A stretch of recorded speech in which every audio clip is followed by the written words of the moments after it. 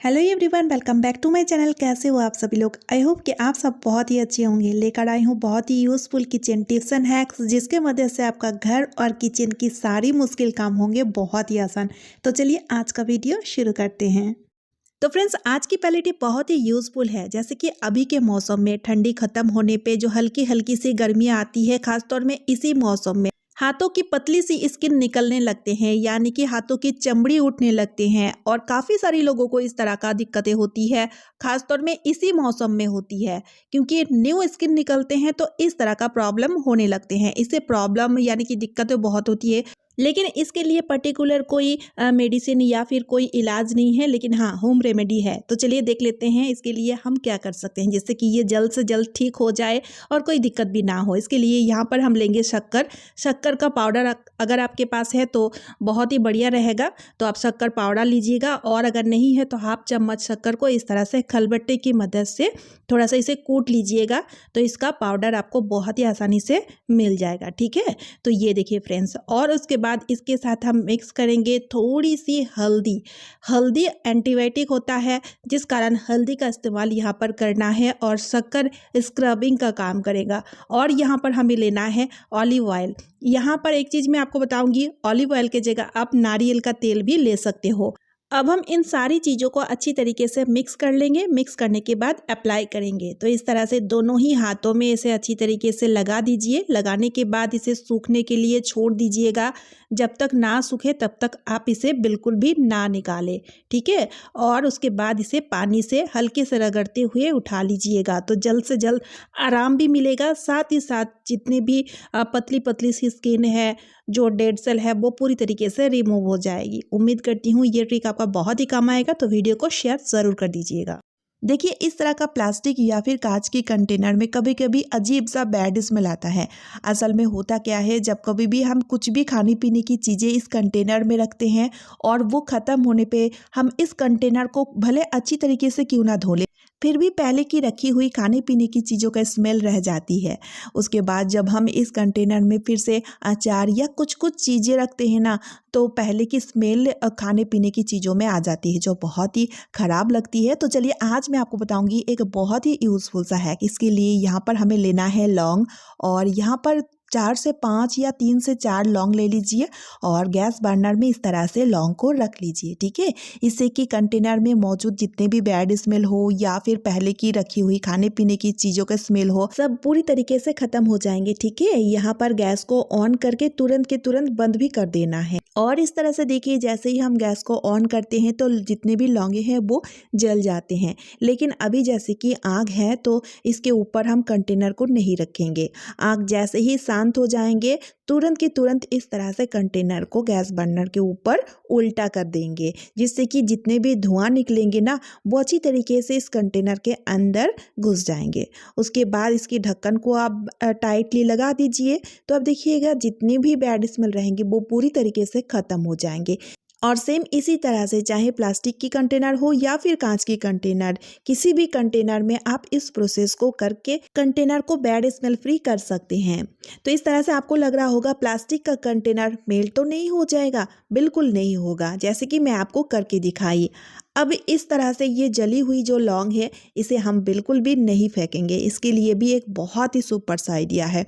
तो यहाँ पर क्या कीजिए, ले लीजिए कोई सा भी एक कॉटन का कपड़ा, और उसमें इस तरह से जली हुई लौंगे रख लीजिए, और हाफ चम्मच के करीबन कच्चे चावल के दाने रख करके एक गांठ लगा करके पोटली जैसे बनाकर तैयार कर लीजिए। अब इस पोटली को आप खिड़की के सामने इस तरह से बांध दीजिए। खासतौर में मैं किचन में ही इस तरह से इसे बांध के रखती हूँ, जिससे कि घर से जितने भी नेगेटिविटी है पहले तो वो दूर होते हैं। साथ ही में आप देखिएगा किचन की खिड़कियों से जो छिपकलियाँ या फिर कॉकरोच, कीड़े मकोड़े वगैरह आते हैं ना, वो भी बिल्कुल भी नहीं आएंगे इसके स्मेल से। आई होप ये ट्रिक आपका बहुत ही काम आएगा। तो चलिए अब देख लेते हैं अगला ट्रिक। सुबह शाम हम सभी लोग अगरबत्ती जलाते हैं, या फिर पूजा घर में भी हम अगरबत्ती सभी लोग जलाते हैं। लेकिन होता क्या है, जहाँ पर भी हम अगरबत्ती जला करके रखते हैं, यानी कि उस जगह में अगरबत्ती जलने के बाद अगरबत्ती की राख यानी कि वेस्टेज गिर के वो जगह, वो सरफेस बहुत ज़्यादा गंदे हो जाते हैं। लेकिन इसके लिए भी मेरे पास एक बहुत ही बढ़िया सा उपाय है। इसके लिए आपको लेना है नारियल का खोल, लेकिन ध्यान रखिएगा नारियल का वो वाली खोल लेना है, यानी कि वो वाली पार्ट लेना है जहाँ पर छेद बने हुए होते हैं। अब देखिए इस अगरबत्ती को हम जलाने के बाद ना इस तरह से नारियल के खोल में सेट कर देंगे। इससे कि देखिए इसकी जितने भी वेस्टेज गिरेंगे वो इधर उधर बिल्कुल भी नहीं फैलेंगे, नहीं गिरेंगे, वो सरफेस भी गंदे नहीं होंगे, साथ ही साथ जितने भी वेस्टेज गिरेंगे वो इस तरह से खोल में ही गिरेंगे। और यहाँ पर देखिए एक बहुत ही बढ़िया सा अगरबत्ती स्टैंड बन के भी तैयार हो चुका है। उम्मीद करती हूँ ये आइडिया, ये ट्रिक डेली लाइफ में आपका बहुत ही काम आएगा, आपका काम भी आधा हो जाएगा। तो चलिए फ्रेंड्स अब देख लेते हैं अगला यूज़फुल ट्रिक। अगला यूज़फुल ट्रिक मेरा सूखी हुई नारियल को लेकर के। सूखी हुई नारियल का इस्तेमाल हम रेसिपी में या फिर स्नैक्स वगैरह जब हम बनाते हैं, चट्टी वगैरह बनाते हैं, काफ़ी सारी चीज़ों में इसका इस्तेमाल हम लेते हैं। लेकिन जब हम इसे काटते हैं ना तो इस तरह से चाकू के मदद से काटते हैं, जिस कारण कभी मोटे कभी पतले या तो फिर अच्छी तरीके से इसे हम कट नहीं कर पाते हैं। तो चलिए आज मैं आपको बताऊंगी इसके लिए एक बहुत ही बढ़िया सा आइडिया। तो आप क्या कीजिए, जब भी आपको इस तरह से सूखी हुई नारियल को काटना है या फिर इसका पतले पतले से स्लाइस निकालना है, उससे पहले आप फ्रिज में 1 आध घंटे के लिए रख दीजिए, जिससे कि ये बहुत अच्छी तरीके से ठंडा यानी कि टाइट हो जाएगा, सख्त हो जाएगा। उसके बाद आप क्या कीजिए, चाकू की मदद से नहीं, इस तरह से पिलर की मदद से इस तरह से इसे छीले। इससे कि आप देखिएगा कितना पतला पतला स्लाइस इसका निकल के आएगा। साथ ही इसे छीलने में बिल्कुल भी दिक्कत नहीं होगा और फटाफट से इस तरह से नारियल को आप कट कर पाओगे। और बहुत ही पतले पतले से स्लाइस निकलते हैं, जिस कारण इसका इस्तेमाल आप चाहें तो किसी भी स्नैक्स में कर लो या किसी भी चीज़ों में कर लीजिए, बहुत ही बढ़िया तरीके से इसका यूज़ कर पाओगे। तो चलिए अब देख लेते हैं अगला यूज़फुल ट्रिक। सर्दियों में पत्ता गोभी बहुत ही रिजनेबल प्राइस में मिलती है और सर्दियों की पत्ता गोभी का टेस्ट ही कुछ अलग रहती है, लेकिन इसे काटना बहुत ही डिफिकल्ट है, क्योंकि एक तो बहुत टाइम लगता है इसे काटने में, दूसरा तो इसे बारीकी से काटना बहुत ही झंझटी होता है, क्योंकि हम इसे बहुत ही छोटे छोटे टुकड़ों में कट नहीं कर पाते हैं, या फिर जब हम कटने की कोशिश करते हैं तो कई बार हम चाकू की मदद से जब हम कट करते हैं ना तो हम अपनी उंगलियां कट कर लेते हैं। कई लोग इसलिए आप देखे होंगे ग्लास की मदद से कट करते हैं, खासतौर में हलवाई लोग, क्योंकि उन्हें बहुत ज़्यादा पत्ता गोभी काटना होता है तो जल्दी जल्दी में या फिर बारीकी से कट करने के लिए ग्लास का इस्तेमाल लेते हैं। लेकिन आज मैं आपको बताऊंगी एकदम से डिफरेंट सा आइडिया। तो इसके लिए पत्ता गोभी में से एक छोटा सा टुकड़ा मैंने कट कर लिया है। उसके बाद हमें लेना है छन्नी। जी हाँ फ्रेंड्स, छन्नी की मदद से इस तरह से पत्ता गोभी को कट करने से आपका उंगली भी नहीं कटेंगे, एकदम से बारीक बारीक सी कट कर पाएंगे। साथ ही में यहाँ पर आप देखिएगा फटाफट से कट कर पाएंगे, क्योंकि छलनी की जो ये वाली पार्ट होती है ना काफ़ी ज़्यादा तीखी यानी कि बहुत ही शार्प होता है। तो इस तरह से जैसे कि आप देख ही सकते हैं कितना बारीकी से इस तरह से पत्ता गोभी को काटना कितना आसान होगा, है ना, कितना यूजफुल सा आइडिया। अच्छा, अगर आपके पास इस तरह का छलनी नहीं है तो इसके जगह आप करछी भी ले सकते हैं, ग्लास भी ले सकते हैं।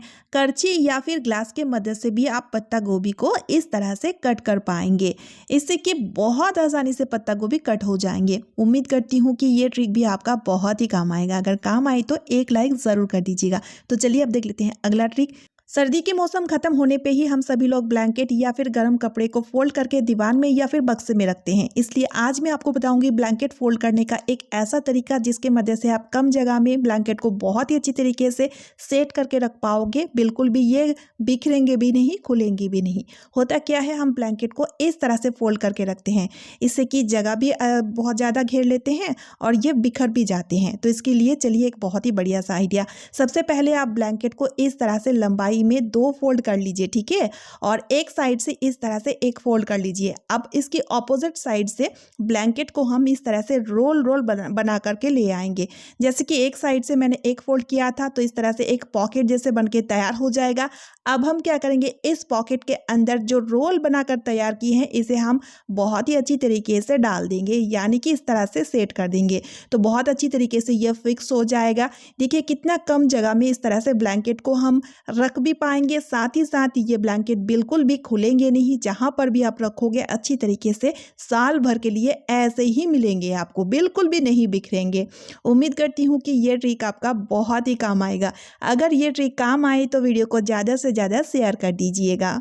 तो चलिए फ्रेंड्स, आज का वीडियो मैं यही पेंट कर रही हूँ। आई होप आप सभी को आज का वीडियो बहुत ही यूज़फुल लगी है। अगर वीडियो थोड़ी सी भी यूज़फुल लगे तो वीडियो को ज़्यादा से ज़्यादा शेयर कर दीजिएगा, साथ ही साथ एक लाइक और चैनल को सब्सक्राइब ज़रूर कर लीजिएगा। तो चलिए मिलती हूँ नेक्स्ट वीडियो में।